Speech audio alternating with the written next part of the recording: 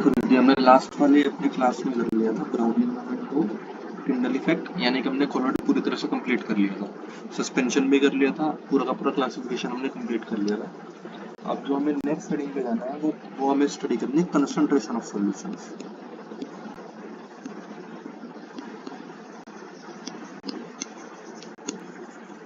Concentration of solutions, concentration को हिंदी में बोलते हैं सांद्रता।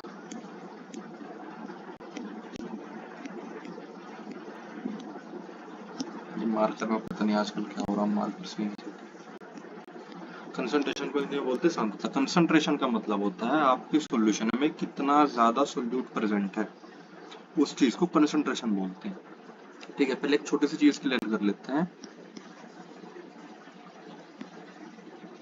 कि concentration is not equal to amount, यानी कि कंसंट्रेशन अमाउंट या क्वांटिटी के बराबर नहीं होता। ऐसा हो सकता है कि मेरे पास छोटा सा ग्लास चाशनी का हो और आपके पास बहुत बड़ी बाल्टी चाशनी की हो, लेकिन मेरे वाला जो सॉल्यूशन है वो ज्यादा कंसंट्रेटेड हो और आपका कम कंसंट्रेटेड हो, यानी कि मेरे सॉल्यूशन में वाटर में ज्यादा चीनी है per unit volume in comparison of, है ना, आपकी वाली बाल्टी की। क्यों? आपकी अमाउंट भले ही ज्यादा, आपका मात्रा भले ही ज्यादा, आपने सपोज कर लो 50 लीटर पानी ले रखा है, मेरे पास केवल आधा लीटर पानी है, लेकिन चीनी का अमाउंट उस वाटर में किसके पास ज्यादा है, मेरे पास। तो उसको चीज को बोला जाता है कंसंट्रेशन। कंसंट्रेशन का मतलब होता है, कंसंट्रेशन को आसान शब्दों में डिफाइन करें तो अमाउंट ऑफ सोल्यूट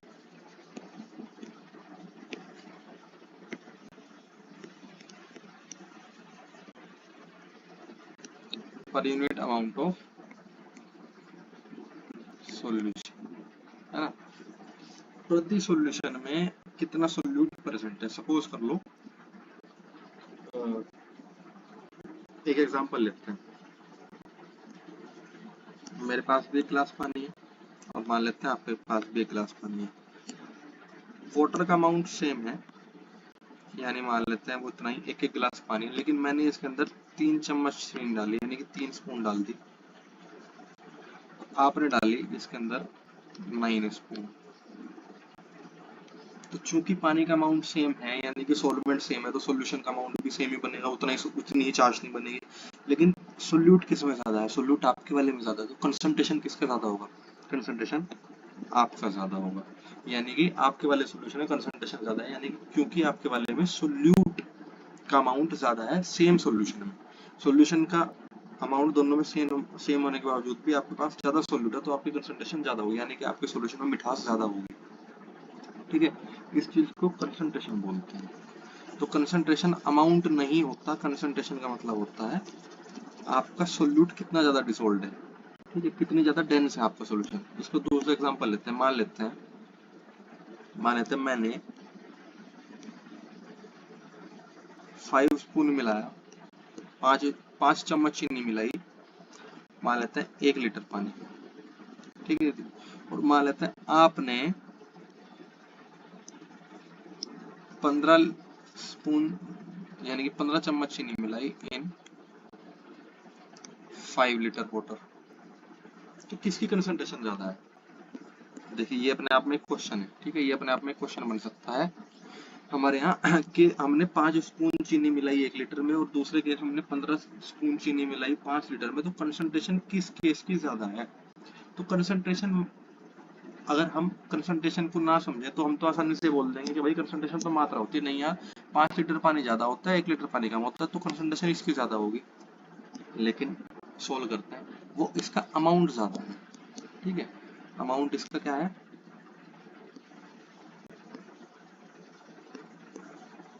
इसका अमाउंट लेस है, इसका अमाउंट मोर, लेकिन कंसंट्रेशन किसकी ज्यादा है? तो कंसंट्रेशन के लिए क्या निकलेंगे, कंसंट्रेशन का सीधा सा फॉर्मूला होता है आसान शब्दों में, कंसंट्रेशन क्या होता है, सोल्यूट डिवाइड बाय सॉल्वेंट, ठीक है। तो इस वाले की कंसंट्रेशन कितनी है, इस वाले की कंसंट्रेशन है 5 स्पून इन 1 लीटर, और इस वाले की कंसंट्रेशन कितनी है, इस वाली कंसंट्रेशन 15 स्पून अपॉन 5 लीटर, यानी सीधी सी बात है 3 स्पून पर लीटर। और इसकी यूनिट क्या आएगी, इसकी यूनिट आएगी 5 स्पून पर लीटर।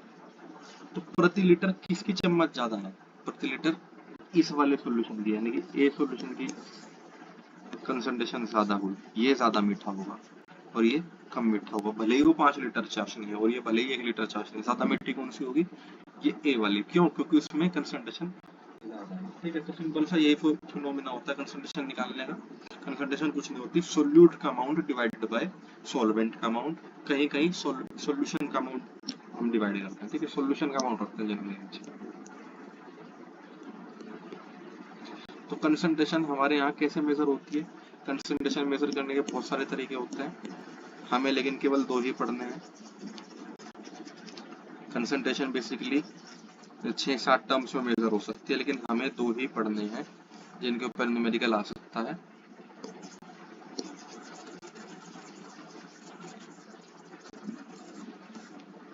देखिए,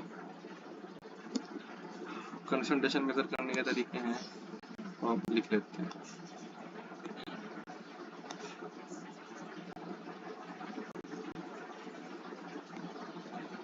देखो दीदी, एक होता है मास परसेंट, मास परसेंट को W/W% बोलते हैं। ये मोस्ट कॉमनली यूज तरीका होता है। जनरली हम दवाई वगैरह पे भी, किसी ड्रग पे भी देखते हैं ना, किसी सिरप पे अगर देखते हैं तो उसमें W/W% दी हुई होती है। एक होता है वॉल्यूम परसेंट, केमिस्ट्री में भी मास परसेंट बहुत इंपॉर्टेंट होता है।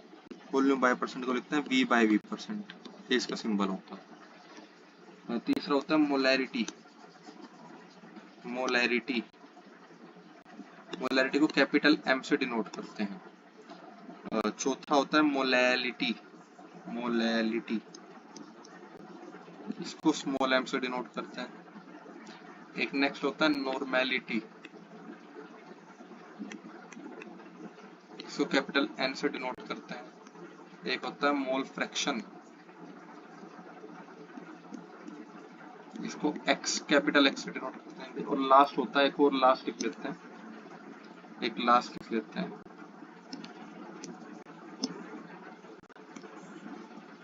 वो बहुत कम यूज होता है, हालांकि बहुत ज्यादा कम यूज होता है, लेकिन फिर भी लिख लेते हैं इसको।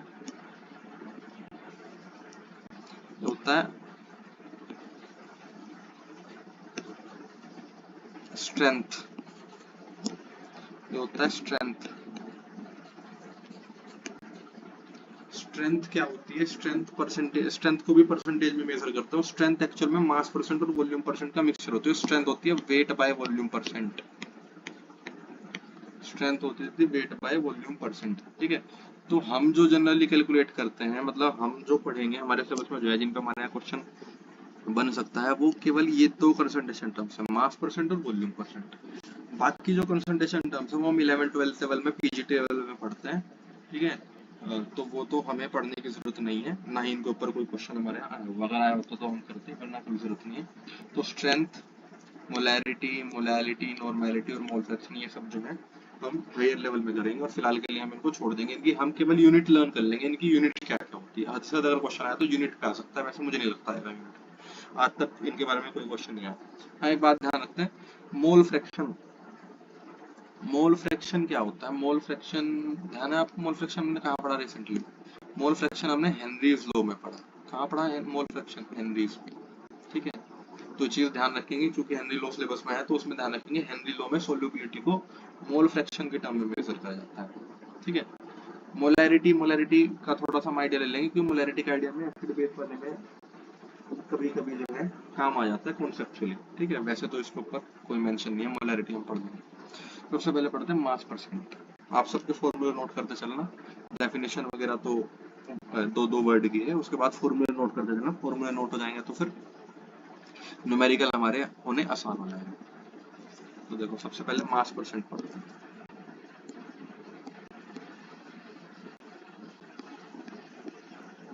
मास परसेंट डिनोटेड बाय W/W%। कुछ इसका सीधा सा फॉर्मूला होता है, वेट ऑफ, इसका सीधा सा फॉर्मूला होता है weight of solute divide by weight of solution into 100। ठीक है, देखो बहुत आसान सा फॉर्मूला, सोल्यूट का वजन भाग सॉल्यूशन का वजन। यार एक बात है कि सॉल्यूशन का वेट है, सॉल्वेंट का वेट नहीं है। यानी कि सॉल्यूशन का मतलब क्या होता है, सॉल्यूशन अगर कोई मैं बता देता हूँ तो सॉल्यूशन का मतलब होता है सॉल्वेंट प्लस सॉल्यूट दोनों।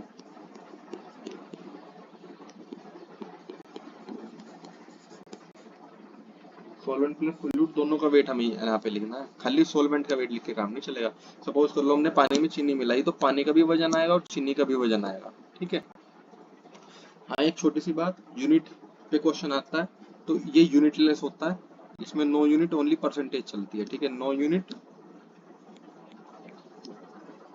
Only percentage.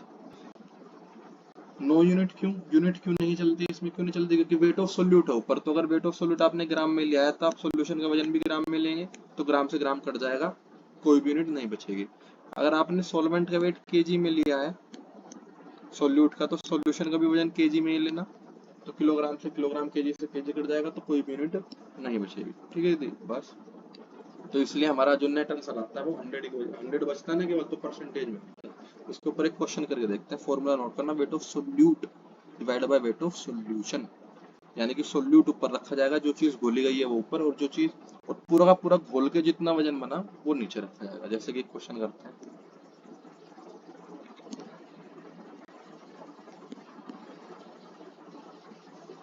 Calculate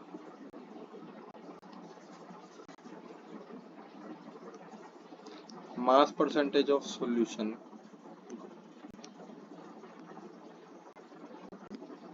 made by dissolving 25 gram sugar in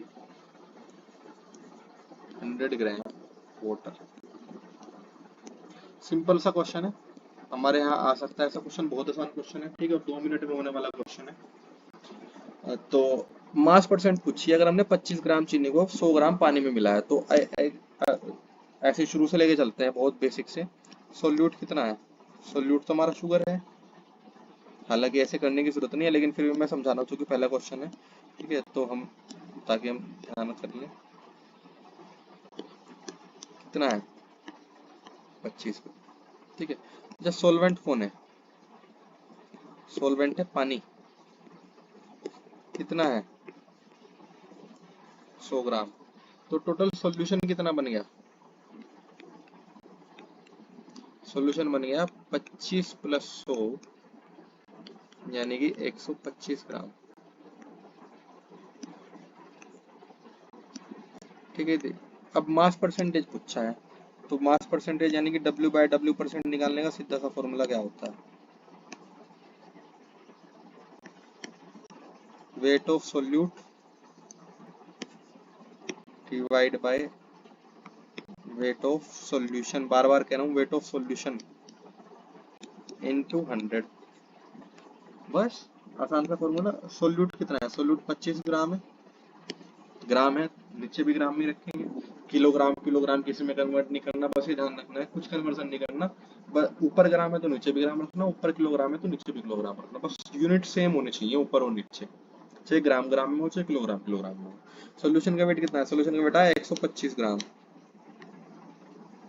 ना, गुणा 100, तो सिंपल सा डिवाइड हो जाएगा, 25 पंजे 125, तो आ जाएगा 20, यानी कि कितना कितना परसेंटेज है 20%। तो वेट बाय वेट कितना परसेंट की चाशनी है हमारी, हमारी चाशनी 20% की है। आई समझ में नहीं थी? ठीक है, बहुत आसान था नहीं था बस। इसी तरह वॉल्यूम बाय वॉल्यूम परसेंट के न्यूमेरिकल होंगे, बिल्कुल इसी तरह से न्यूमेरिकल आएगा आसान से। अच्छा एक चीज, इस चीज एक इसका रिवर्स भी हो जाता है कई बार ना, इसका रिवर्स क्वेश्चन मिल जाता है। सपोज कर लो कहीं पे लिखा गया 30%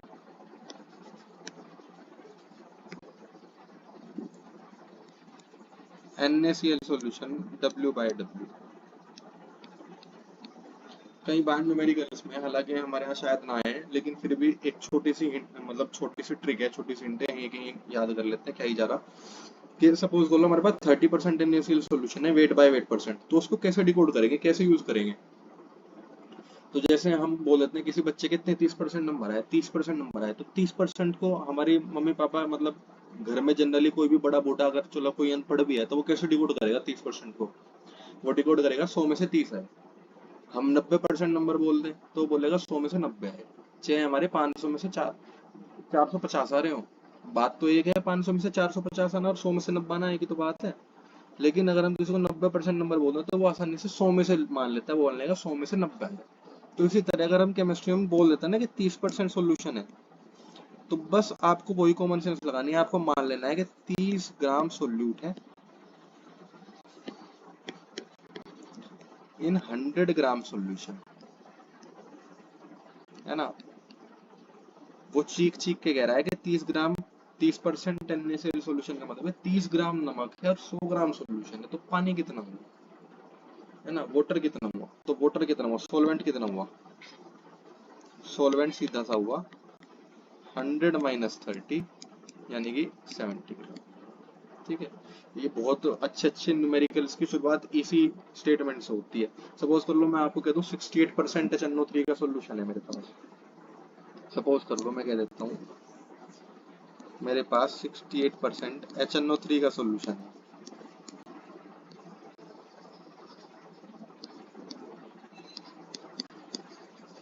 तो उसको आप अपने दिमाग में कैसे डिकोड करोगे, उसको डिकोड करोगे कि 68 ग्राम HNO3 है 100 ग्राम सोल्यूशन में।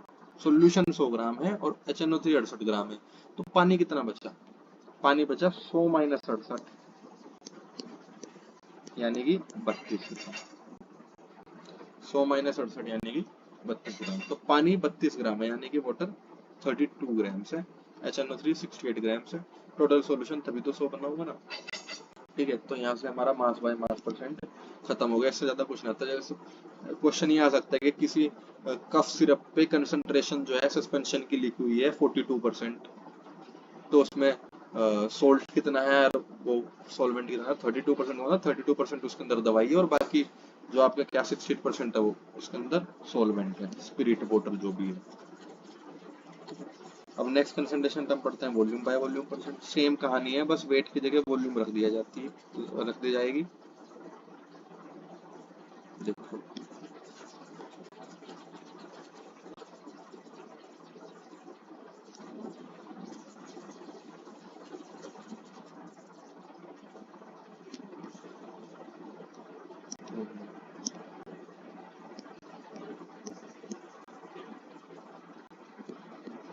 वॉल्यूम परसेंट यानी कि V by V percent. Simple सा फॉर्मूला क्या रहेगा, बस यहाँ पे आ जाएगी volume of solute upon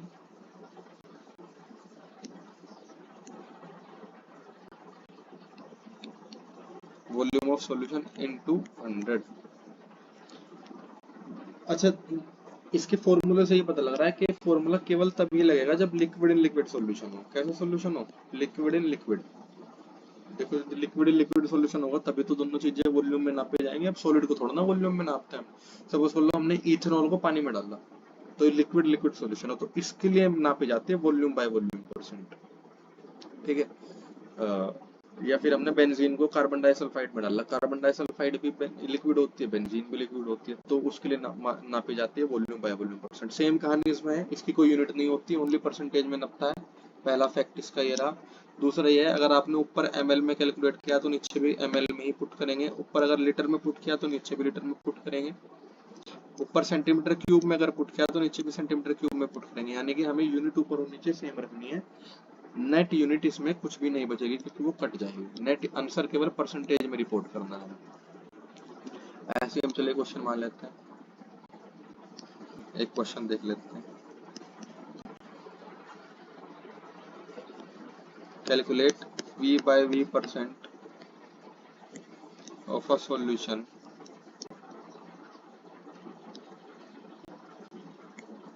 made by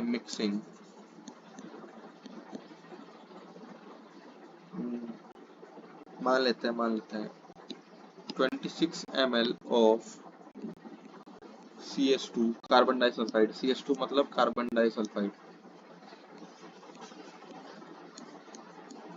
इन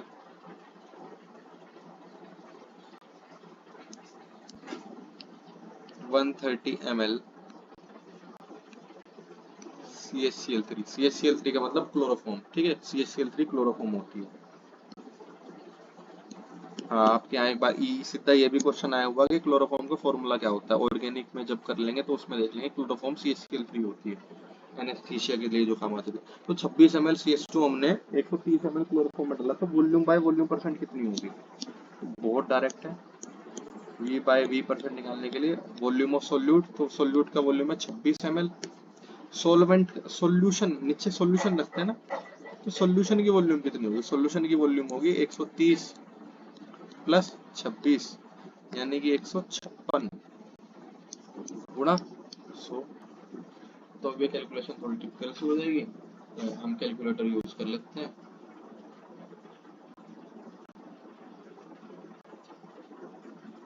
तो आंसर आया 16.66%, ठीक है।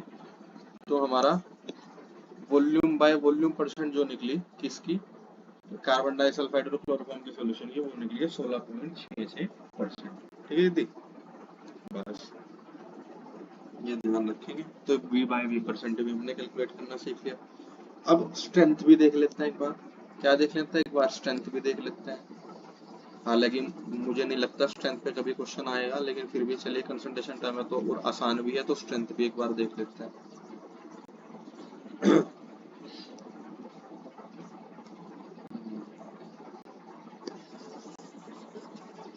स्ट्रेंथ आपके ध्यान हो तो 11 12 में हम टाइट्रेशन में कैलकुलेट कर देते हैं। हम टीचर बोल देता है कि मोलैरिटी इतनी है, स्ट्रेंथ भी निकाल लो, ये निकाल लो, वो निकाल लो, ठीक है। तो स्ट्रेंथ क्या होती है? स्ट्रेंथ होती है W बाय V परसेंट, यानी कि वेट आएगा सोल्यूट का और वॉल्यूम आएगी सोल्यूशन की, बस इतनी सी कहानी है। दोनों का मिक्सचर है, सोल्यूट का वेट लिया जाता है और सोल्यूशन की वॉल्यूम ले जाती है, ठीक है। तो यहाँ से क्लियर होगा कि हमेशा सॉलिड इन लिक्विड के लिए मेजर होगा, किसके लिए मेजर होगा? सॉलिड इन लिक्विड के लिए। फॉर्मूला बनाते हैं, wait of solute upon volume of solution into 100, ठीक है दीदी। अच्छा, इसकी एसआई यूनिट क्या होती है? एसआई यूनिट ध्यान रखना है, इसकी एसआई यूनिट, इसमें यूनिट कटेंगे नहीं, यूनिट तब कटती है जब सेम यूनिट ऊपर और सेम यूनिट नीचे हो। जैसे ऊपर भी वेट की यूनिट, नीचे भी वेट की यूनिट, या ऊपर भी वॉल्यूम की यूनिट, नीचे भी वॉल्यूम की यूनिट। इधर यूनिट कैसे कटेगी?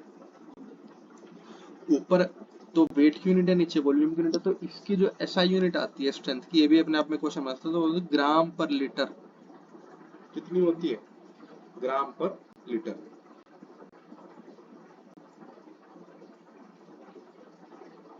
ठीक है। और सॉरी, इसमें परसेंटेज नहीं आता, ठीक है, इसमें परसेंटेज नहीं आता, मैंने गलती कर दी, इसमें परसेंटेज नहीं आया, खाली वेट ऑफ सोल्यूट और वॉल्यूम ऑफ सॉल्यूशन। तो परसेंटेज की कहानी है ही नहीं, इसमें यूनिट बन जाती है, तो यूनिट बनेगी वेट बाय वॉल्यूम। देखिए क्वेश्चन करते हैं,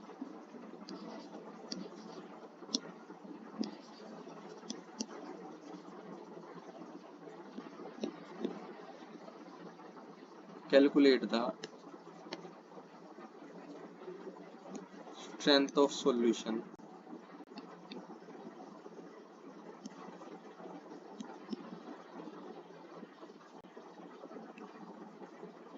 when 66 gram of sugar dissolved मान लेते हैं 660 ml of water.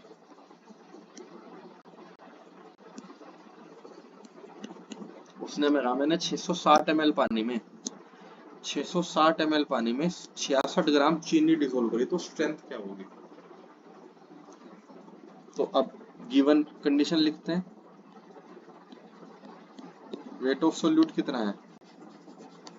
Wait of solute already 66 ग्राम है, ग्राम में ही रखते हैं, वो ग्राम में ही दे रखा है। वॉल्यूम ऑफ सोल, अच्छा एक बात ध्यान रखेंगे, शुगर की तो कोई वॉल्यूम नहीं होती, शुगर तो ml में नहीं नपती, तो जो पानी की वॉल्यूम है वो सोल्यूशन की वॉल्यूम होगी, सीधी सी बात है। ठीक है, तो पानी की वॉल्यूम 660 ml है, तो सोल्यूशन भी तो 660 ml ही बनेगा।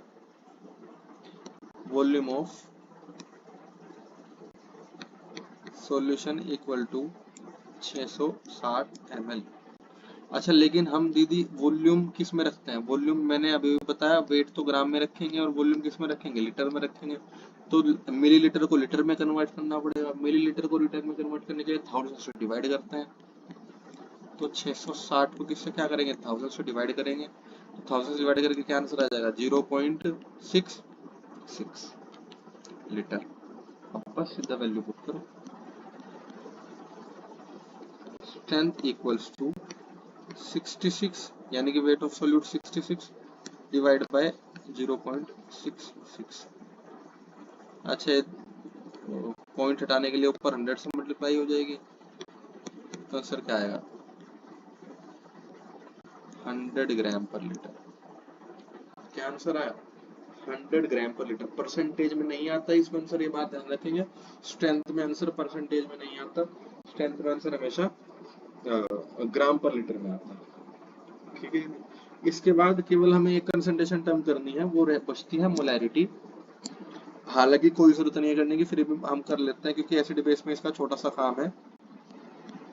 और मोलैरिटी लेकिन हम करेंगे जब हम कर लेंगे अपना मोल कॉन्सेप्ट पूरा, यानी कि इससे नेक्स्ट वाले क्लास में हम मोलैरिटी करेंगे, क्योंकि मोलैरिटी समझने के लिए हमें नंबर ऑफ मोल का ज्ञान होना जरूरी है, और मोल जानने के लिए हमें मोल कॉन्सेप्ट पता होना चाहिए।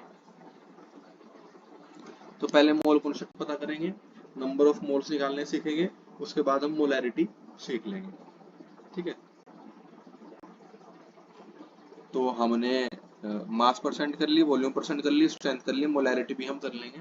मोलैरिटी नॉर्मेलिटी मोल फ्रैक्शन करने की जरूरत हमें बिल्कुल भी नहीं है। ठीक है, हद से हद इनकी, चलिए यूनिट लिख लेते हैं, यूनिट लिख लो आप, यूनिट याद कर लेना, यूनिट याद कर लेना, यूनिट लिख देता हूं मैं। मोलैरिटी की यूनिट होती है मोल पर लीटर, मोलैलिटी की होती है मोल पर केजी, नॉर्मेलिटी की होती है ग्राम इक्विवेलेंट पर लीटर, और मोल फ्रैक्शन की कोई यूनिट नहीं होती, mole fraction is pure ratio. और हाँ एक और बात, एक और कॉन्सेप्ट, एक और फैक्ट याद कर लेते हैं, मोल फ्रैक्शन हमेशा 0 से बड़ा होगा और 1 या 1 से छोटा होगा। ठीक है, मोल फ्रैक्शन हमेशा क्या होगा? 0 से बड़ा होगा और 1 से छोटा होगा, यानी कि 0 से 1 के बीच में लाई करेगा हमेशा मोल फ्रैक्शन। ये भी अपने आप में क्वेश्चन आ सकता है कि ऐसी कौन सी कंसंट्रेशन टर्म है जो 0 से 1 के ही बीच में लाई करती है। ठीक है, तो वो हमेशा मोल फ्रैक्शन, मोल फ्रैक्शन हमेशा ऐसे निकलता है, तो 0.2 या 0.9, 0.98, 0.222, 0.346। ठीक है दीदी, 0 से बड़ा होगा और 1 से छोटा होगा, यही मोल फ्रैक्शन होता है, मोल फ्रैक्शन की कोई यूनिट नहीं होती। ठीक, नॉर्मेलिटी की यूनिट कर ली, gram equivalent per litre, molality की मोल पर केजी, मोलैरिटी की मोल पर लीटर। और हाँ एक और लास्ट फैक्ट याद कर लेते हैं, चलिए एक और फैक्ट जब पढ़ ही रहे तो एक क्वेश्चन आ सकता है, इंपॉर्टेंट फैक्ट है कि इनमें से कौन सी कंसंट्रेशन टर्म है जिस पर टेम्परेचर का प्रभाव नहीं पड़ता, जिस पर टेम्परेचर का प्रभाव नहीं पड़ता। देखिए इस चीज को थोड़ा सा फील करता है, हमने सपोज कर लो कोई चाशनी बनाई, ठीक है, तो अगर हम उस पर उसका टेम्परेचर इंक्रीज या डिक्रीज करेंगे ना, उसका टेम्परेचर इंक्रीज, सपोज कर लो आपने एक गिलास शुगर सॉल्यूशन बनाया, यानी कि एक गिलास आपने चाशनी बनाई, एक गिलास, अगर हम उसका टेम्परेचर इंक्रीज कर रहे हैं, मान ले हमने उसको और ज्यादा थोड़ा सा 25 डिग्री सेल्सियस पे बनाई थी, ठंड में बनाई थी, और हमने उसको आउटर टेम्परेचर उसका थोड़ा इंक्रीज कर दिया, मतलब बॉइल नहीं करा, टेम्परेचर इंक्रीज कर दिया, तो वाटर क्या होगा? हमें पता है टेम्परेचर बढ़ाने पे वाटर थोड़ा सा एक्सपेंड हो जाएगा, तो वॉल्यूम थोड़ी सी बढ़ जाएगी, वो एक गिलास से थोड़ा सा एक्स्ट्रा बढ़ जाएगा, बहुत मामूली सा ml में बढ़ेगा, लेकिन वो एक्सपेंड हो जाएगा, क्योंकि जैसी किसी चीज की सिंपल सा रूल है, टेम्परेचर बढ़ने पे वॉल्यूम बढ़ती है, तो वॉल्यूम बढ़ती है, तो वॉल्यूम की जो रीडिंग होगी वो भी हमें बढ़ा के लिखनी पड़ेगी। पहले सपोज कर लो 500 ml पानी था, तो मोलैरिटी में हम 500 ml टर्म यूज कर रहे थे, लेकिन अब वो टेम्परेचर बढ़ने पे 500 से मान लिया 505 ml हो गया, तो अब रीडिंग भी कौन सी यूज करेंगे, 505 ml की यूज करेंगे। तो अब उस रीडिंग डिनोमिनेटर में चेंज आ गया तो ऑलरेडी आंसर में भी चेंज आ जाएगा, है ना भाई। पहले 500 ml की रीडिंग थी, टेम्परेचर बढ़ाने पे वॉल्यूम बढ़ी, 500 से 505 हो गया। अब आप नई मोलैरिटी कैलकुलेट करोगे तो 505 लेके कैलकुलेट करोगे तो मोलैरिटी बदल गई, नहीं बदल गई, बिल्कुल बदल गई। तो इसी कारण से ऐसी हर कंसंट्रेशन टर्म जिसमें कि लीटर यूज होता है, जिसमें कि वॉल्यूम यूज होती है, वो टेम्परेचर बदलने पे बदल जाती है। तो वॉल्यूम परसेंटेज भी बदल जाएगी, स्ट्रेंथ भी बदल जाएगी, मोलैरिटी भी बदल जाएगी, नॉर्मेलिटी भी बदल जाएगी। केवल कौन कौन सी टर्म नहीं बदलेगी, एक तो मास परसेंट नहीं बदलेगा, क्योंकि मास परसेंट तो कभी वॉल्यूम का यूज ही नहीं करता, एक मोलैलिटी नहीं बदलेगी और एक मोल फ्रैक्शन नहीं बदलेगा। ठीक है, तो ये बहुत इंपॉर्टेंट कॉन्सेप्ट है, इसको आप लिख लेना। On increasing temperature there are three concentration terms which do not change, that is mass percentage, second is molality, ये स्मॉल एम वाली मोलैलिटी, और थर्ड इज मोल फ्रैक्शन। ऐसा क्यों होता है, चाहे हिंदी में लिख लेंगे कोई नहीं, वहां पे हमें आराम से समझ में आ जाएगा। ऐसा क्यों होता है, क्योंकि टेम्परेचर बदलने पे वॉल्यूम बदलती है, और वॉल्यूम बदलेगी तो वॉल्यूम वाली हर फॉर्मूला भी हमें बदलना पड़ेगा, और इन तीनों में चूंकि वॉल्यूम का यूज ही नहीं होता तो ये बदलते ही नहीं है। ठीक है, बस कंसंट्रेशन टर्म में, इससे बाहर कुछ नहीं आएगा हमारे यहाँ। अब हम नेक्स्ट हेडिंग करते हैं।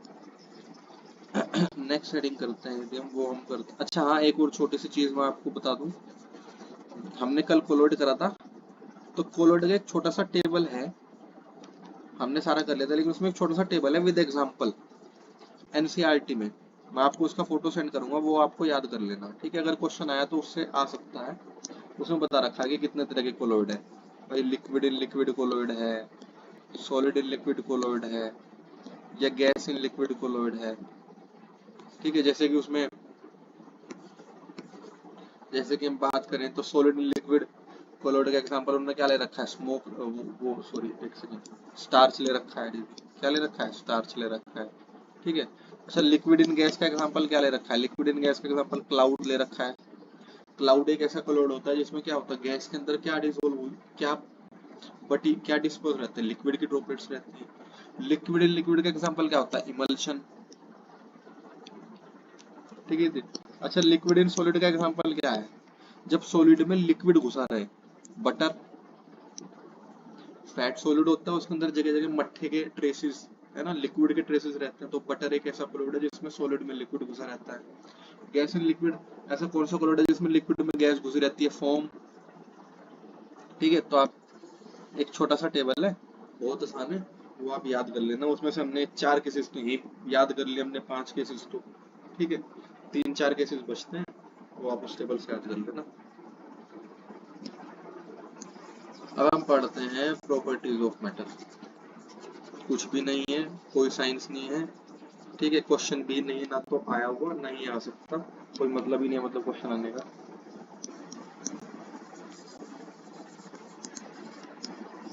तो प्रॉपर्टीज ऑफ मैटर और एसआई यूनिट भी देख लेते हैं, ठीक है, हालांकि हमने बहुत पहले कर ली थी।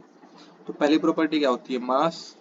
ठीक है, the amount of matter content, कितना मैटर है, तो उसकी एसआई यूनिट क्या होती है, केजी। दूसरी होती है लेंथ, एसआई यूनिट क्या होती है, मीटर। तीसरी क्या ले लेते हैं, मान लें टाइम, एसआई यूनिट क्या होती है, सेकंड। उसके बाद करंट, एम्पियर। चमक, ल्यूमिनस इंटेंसिटी। ल्यूमिनस इंटेंसिटी का मतलब तो चमक, यूनिट क्या होती है, कैंडेला। सीडी, ये तो सब एनसीईआरटी में है, 7 होती है टोटल, हमने 6 कर ली। लास्ट है अमाउंट, अमाउंट हमेशा मोल में नपता है, ठीक है। अमाउंट की एसआई यूनिट क्या होती है, हमेशा मोल में। तो 7 बेसिक एसआई यूनिट होती हैं।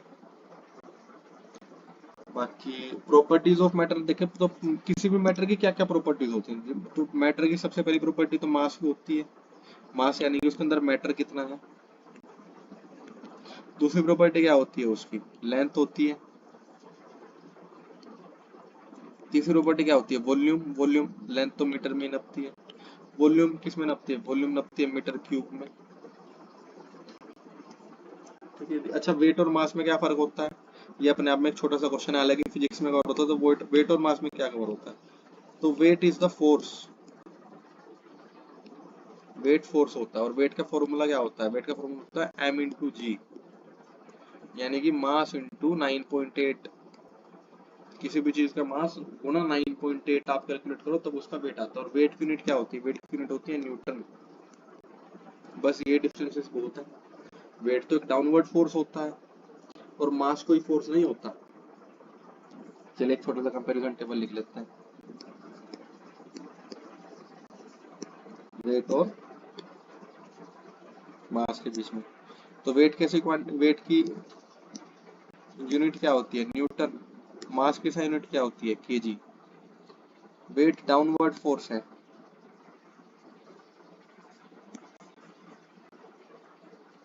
Mass is the matter content. उसके अंदर कितना मैटर भरा हुआ है वो मास है। वेट वेक्टर क्वांटिटी है, क्योंकि फोर्स तो वेक्टर क्वांटिटी होती है। मास कैसी क्वांटिटी है? स्केलर क्वांटिटी है, इस पे डायरेक्शन का कोई प्रभाव नहीं पड़ता। वेट का फॉर्मूला क्या होता है? W equal to M G. और मास तो मास है ही, मास का कोई फॉर्मूला ही नहीं होता। मास तो केवल ऑब्जर्व किया जाता है, मास का कोई फॉर्मूला थोड़ा ना होता है। कभी किसी चीज का मास निकालने के लिए कोई फॉर्मूला थोड़ा ना होता है, जस्ट मेजर करिए उसको, ऑब्जर्व करो उसको, तो मास निकल जाएगा। ठीक है, तो यही है हमारे यहाँ तो।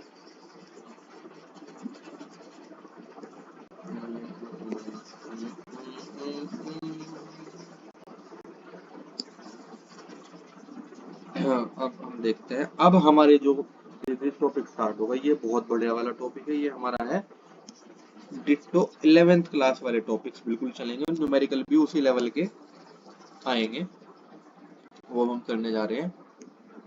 अब इसका 9-10 से कोई भी वास्ता नहीं है, तो इसमें बड़े ध्यान से समझेंगे।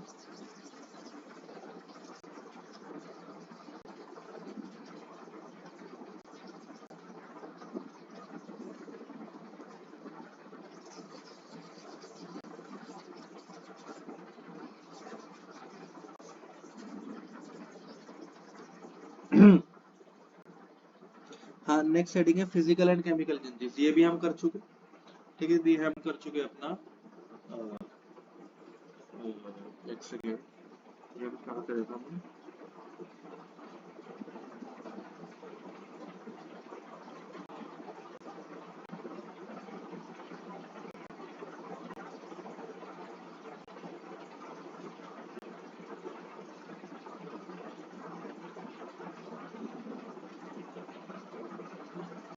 ये हम मेटल्स एंड नॉन मेटल्स में कर चुके हैं, है ना। मेटल्स एंड नॉन मेटल्स में हम ये कर चुके हैं फिजिकल एंड केमिकल चेंजेस। तो फिजिकल चेंजेस केमिकल चेंजेस में क्या फर्क होता है, देख लेते हैं एक बार।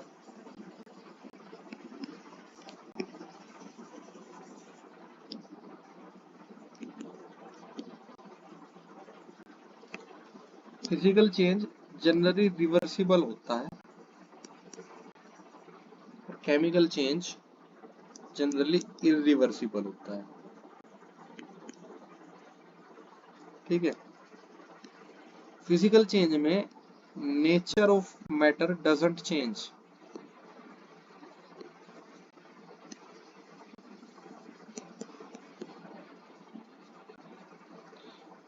और केमिकल चेंज में नेचर चेंजेस।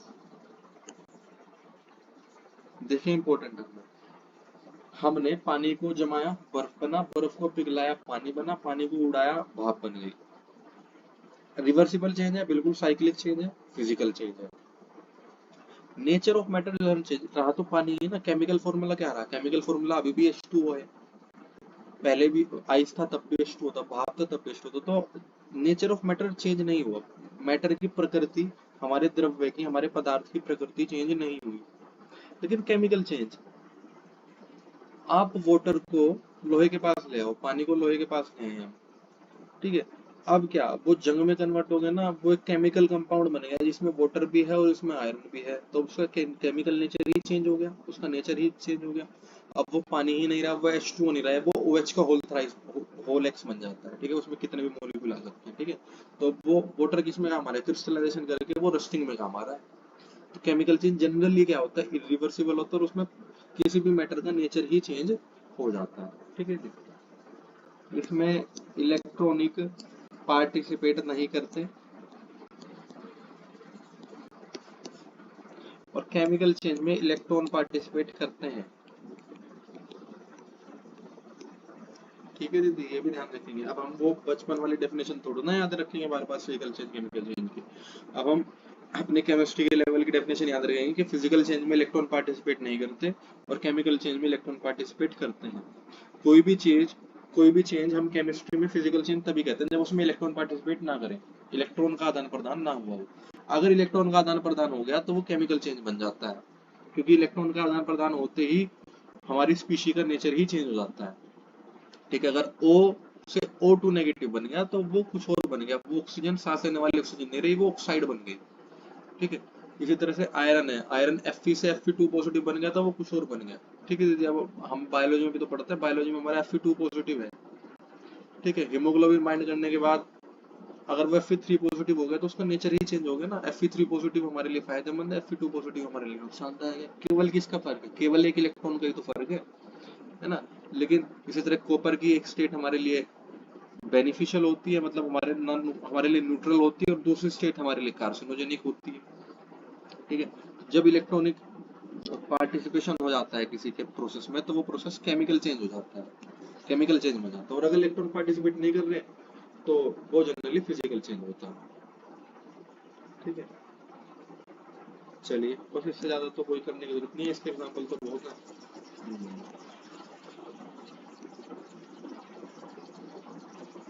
अब हम आते हैं नेक्स्ट लास्ट टॉपिक पे, ठीक है, जो कि हमारी लास्ट क्लास में खत्म हो जाएगा। इस वाली में थोड़ी सी बची हुई पार्ट में, और नेक्स्ट क्लास में खत्म कर लेंगे।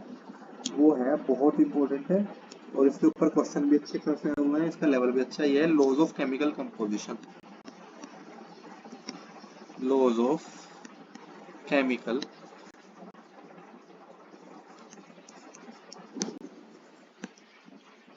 कॉम्बिनेशन, देखो ठीक है, laws of chemical combination.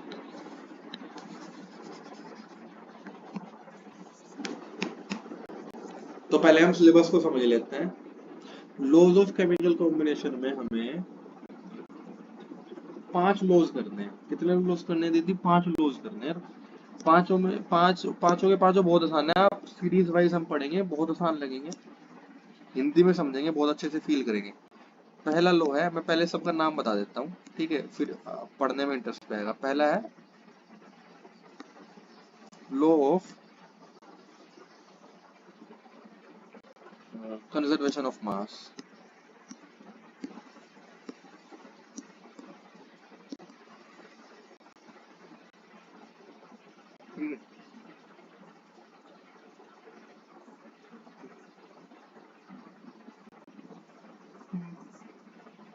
Law of conservation of mass पहला है।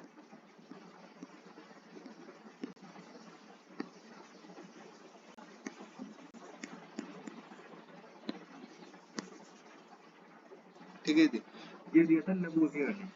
किसने दिया था, Lavoisier, Antonio Lavoisier. 9th class में ही पढ़ते थे ना हम, 11th में भी शुरुआत इससे ही होती है। दूसरा law of definite proportions.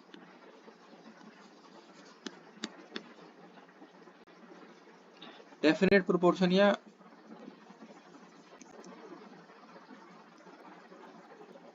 Constant constant composition, ये दिया था हमें ये हमें दिया था किसने दिया था, जोसेफ प्राउस्ट ने। हाँ, जोसेफ प्राउस्ट, ये हमें जोसेफ प्राउस्ट ने दिया था। थर्ड है लॉ ऑफ मल्टीपल प्रोपोर्शन,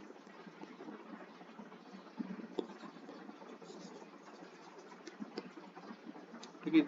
ये हमें डाल्टन ने दिया था। किसने दिया था, डाल्टन ने। इसको लेकिन डाल्टन लॉ अलग होता है, ठीक है। एक बात याद रखेंगे, एक लॉ मतलब डाल्टन ने 2 लॉ दिए हैं जनरली हमारे यहाँ। एक है लॉ ऑफ मल्टीपल प्रोपोर्शन और एक खुद डाल्टन लॉ है। एक दूसरे लॉ को डायरेक्टली हम डाल्टन लॉ के नाम से जानते हैं। देखिए डाल्टन लॉ अलग चीज है, वो कुछ और कहता है। तो यहाँ पे डाल्टन ने भले देता, लेकिन इस लॉ का नाम है लॉ ऑफ मल्टीपल प्रोपोर्शन। चौथा है गे ल्यूसेक्स लॉ। गे ल्यूसेक लॉ, ठीक है। गे ल्यूसेक ने लॉ दिया था, इसमें साइंटिस्ट का नाम तो पहले ही आ गया, ठीक है। इसका पूरा नाम है गे ल्यूसेक लॉ ऑफ गैसियस वॉल्यूम्स, यानी कि केवल गैसेस पे लगता है। और लास्ट लॉ जो हमें पढ़ना है वो है एवोगैड्रो लॉ। एवोगैड्रो, ठीक है दीदी। अच्छा, अगर ये पांच लॉ, ये पूरे 11th है, 11th में जो चैप्टर की सीरीज है वो उसी तरह चलती है। कंजर्वेशन ऑफ मास से एवोगैड्रो लॉ तक जाती है। एवोगैड्रो लॉ नाम से पता लग रहा है एवोगैड्रो नहीं जाता। जब हम ये चार लॉज पढ़ लेते हैं, पांच लॉज पढ़ लेते हैं, इन पांच लॉज के बाद बहुत आसान हो जाता है समझना। इन पांच लॉज की वजह से ही आया था वैसे मोल कॉन्सेप्ट। क्या? Mole concept. और मोल कॉन्सेप्ट समझ लिया तो नंबर ऑफ मोल्स निकलना सीखेंगे हम उसके बाद मोलिक मोलर मास निकालना सीखेंगे हम उसके बाद मोलैरिटी निकालना सीखेंगे। सारी चीजें इंटर रिलेटेड। और उसके बाद लास्ट जो सिलेबस हमें करना है वो हमें पढ़नी है परसेंटेज कंपोजिशन, ठीक है। तो इन पांच लॉ से मोल कॉन्सेप्ट समझ में आएगा, और मोल कॉन्सेप्ट समझ में आ गया तो बाकी चारों चीजें साइड वाली तो आराम से समझ में आ जाएंगी, कुछ नहीं है उन चीजों में। तो सबसे पहले करते हैं law of conservation of mass. बहुत आसान है, 2 मिनट में हो जाएगा। देखिए आज हम शुरू के 3 लॉज कर लेते हैं, बाकी जो 2 लॉज हैं वो हम नेक्स्ट उसमें करेंगे।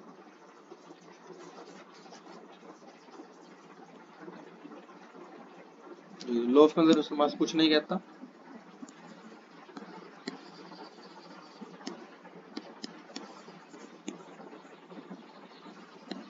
in a chemical reaction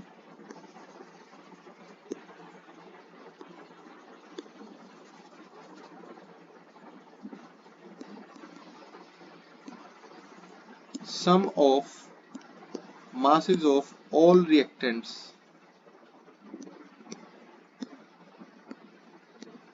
sum of masses of all reactants equal to sum of masses of all products। सीधी सी बात है, सपोज कर लीजिए आपने हमने कोई रिएक्शन करी A प्लस बी प्लस सी और उससे 2 प्रोडक्ट बने D प्लस ई, तो इन तीनों के मास का जोड़ और इन दोनों के मास का जोड़ हमेशा बराबर होगा। यानी कि किसी केमिकल रिएक्शन में मास ना तो गायब होता ना कहीं से चमत्कारिक रूप से उत्पन्न होता। यानी कि दूसरा स्टेटमेंट इस लॉ का है, in a chemical reaction mass is neither created nor destroyed. Mass can neither be created nor be destroyed in any chemical reaction. इसी केमिकल रिएक्शन में जितना रिएक्टेंट्स का मास था उतना ही मास प्रोडक्ट का बन जाएगा। यानी कि रिएक्टेंट ही कहीं ना कहीं अपनी बलि चढ़ा के किसमें कन्वर्ट होगा, प्रोडक्ट में कन्वर्ट होगा, और अपना मास का एक भी ग्राम, आधा भी ग्राम, 1 मिलीग्राम भी डिस्ट्रॉय नहीं होने दे रहे। अगर हमने टोटल रिएक्टेंट 50 ग्राम लिए थे तो टोटल प्रोडक्ट भी 50 ग्राम बनेगा। ये बात अलग है, प्रोडक्ट में से कोई गैस बन के उड़ गया, कोई सॉलिड बन के नीचे बैठ गया, कोई लिक्विड बन के बह रहा है। अब वो प्रोडक्ट भले ही अलग अलग फॉर्म में बने, लेकिन प्रोडक्ट को अगर हम कैद करके उनका वेट करेंगे तो वो वेट हमेशा रिएक्टेंट के मास के बराबर ही आएगा, ठीक है।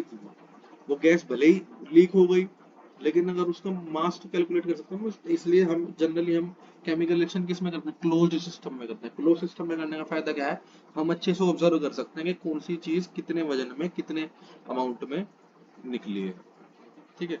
तो law of conservation of mass, बस क्वेश्चन इतना आ सकता है, law of conservation of mass open system में अच्छे से ऑब्जर्व होगा या क्लोज सिस्टम में। तो ध्यान रखेंगे law of conservation of mass हमेशा क्लोज सिस्टम में अच्छे से ऑब्जर्व होगा, क्योंकि ओपन सिस्टम में तो चीजें लीक हो जाती हैं।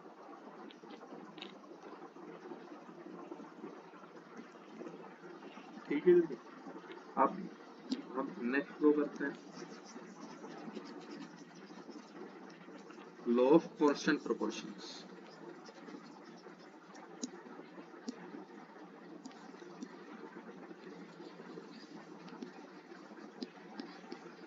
लॉ ऑफ डेफिनेट कंपोजिशन बोल लो इसको, या लॉ ऑफ कांस्टेंट प्रोपोर्शंस बोल लो।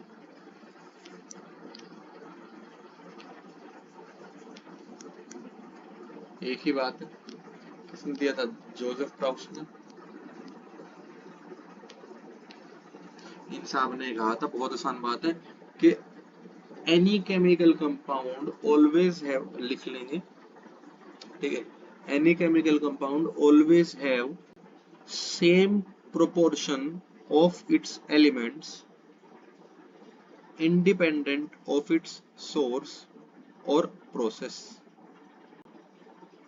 ठीक है, any chemical compound has a constant proportion of its elements independent of its source or process। यहाँ हिंदी में समझते हैं, बहुत आसान है। दुनिया में कोई भी कंपाउंड, कंपाउंड ध्यान रखना, प्योर सब्सटेंस दो तरह के होते थे, एक एलिमेंट एक कंपाउंड। कंपाउंड, दुनिया में कोई भी कंपाउंड किसी भी सोर्स से, किसी भी स्रोत से आया हो, यानी कि किसी भी प्रोसेस से बनाया गया हो, उसके अंदर उसके एलिमेंट का कंपोजिशन हमेशा फिक्स रहेगा। बहुत आसान है। अब पानी है, एग्जाम्पल वाटर, पानी से अच्छा एग्जाम्पल क्या ही लेंगे।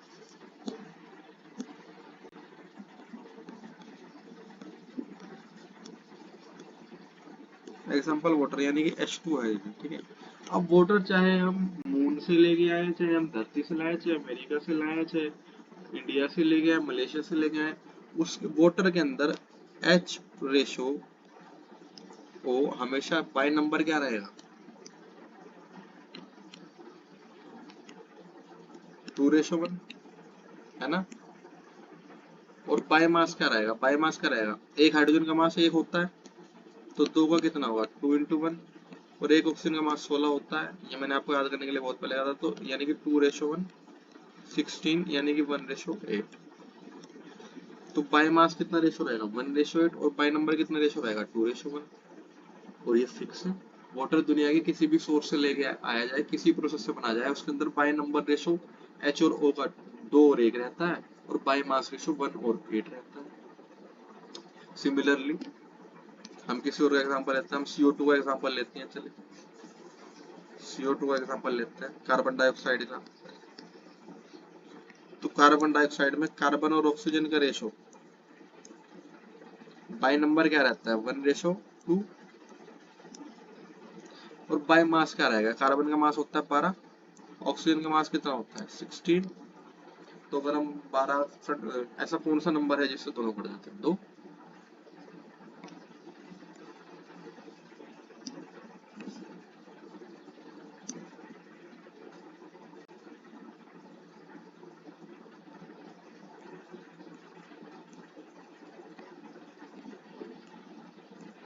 हाँ 4 है ना, 4 है। तो क्या रहेगा ratio by mass? 3:4। By number क्या रहेगा? 1:2। ठीक है, फिक्स है ना। अब CO2 किसी सोर्स से लाया जाए, किसी प्रोसेस से बना जाए, उसमें फिक्स रहेगा रेशो, बाय नंबर भी और बाय मास भी। ये है लो डेफिनेट कंपोजिशन। डेफिनेट का मतलब क्या होता है? निर्धारित। कांस्टेंट का भी मतलब क्या होता है? फिक्स या निर्धारित। कंपोजिशन और प्रोपोर्शन का मतलब तो सेम ही होता है, रेशो से, यानी कंपोजिशन और प्रोपोर्शन का मतलब होता है रेशो, रेसिपी। तो रेसिपी हमेशा सेम रहेगी, ठीक है। अब लास्ट फ्लो कर लेते हैं आज का, वो है हमारा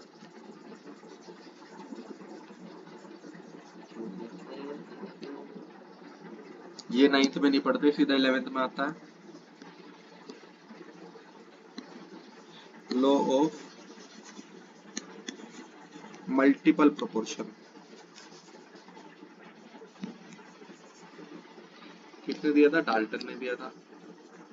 अप्लाई कब होगा? सीधी सी कंडीशन है, बहुत आसान कंडीशन है।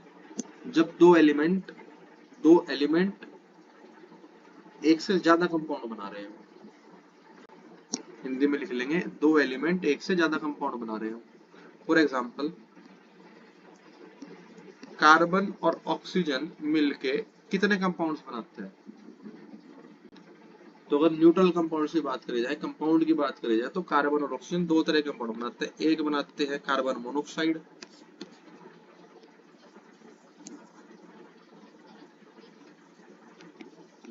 एक बनाते हैं कार्बन डाइऑक्साइड।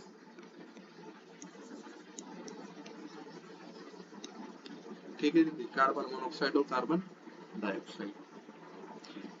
तो इनके ऊपर क्या लॉज ऑफ मल्टीपल प्रोपोर्शन लग सकता है? बिल्कुल लग सकता है। ऐसे सल्फर और ऑक्सीजन बहुत सारे कंपाउंड बनाते हैं, SO2 बनाते हैं और SO3 भी बनाते हैं। सल्फर डाइऑक्साइड भी, सल्फर ट्राइऑक्साइड भी, तो इस केस में भी लग सकता है, इस केस में भी लग सकता है। कॉपर और ऑक्सीजन CuO भी बनाते हैं और Cu2O भी बनाते हैं, तो इस केस में भी लग सकता है। हाइड्रोजन और ऑक्सीजन H2O भी बनाते हैं, H2O2 भी बनाते हैं, तो इस केस में भी लग सकता है। तो पहले बहुत आसान काम है, पहले तो आप पहचान जाओ। पहचानने का बहुत आसान तरीका है, दो एलिमेंट एक से ज्यादा कंपाउंड बना रहे हैं। और आप एक और चीज नोट करोगे, एक और चीज नोट करते हैं, बहुत आसान बात है।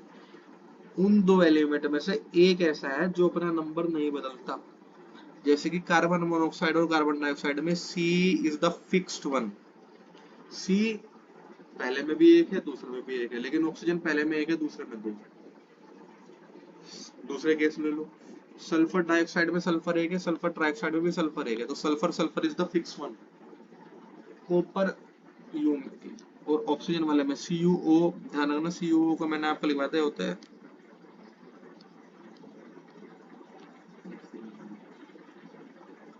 क्यूपरिक ऑक्साइड, और ये होता है क्यूप्रस ऑक्साइड।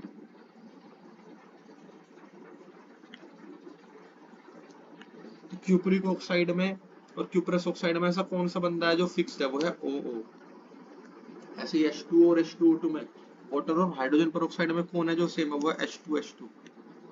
तो बस सीधी सी बात है, जब भी दो एलिमेंट एक से ज्यादा कंपाउंड बना रहे हैं और उनमें से एक एलिमेंट हमेशा फिक्स हो, तो लॉ ऑफ मल्टीपल प्रोपोर्शन उनके बीच में लग जाएगा। अच्छा, कहता क्या है ये भी तो समझ लेंगे ना, कहता क्या है?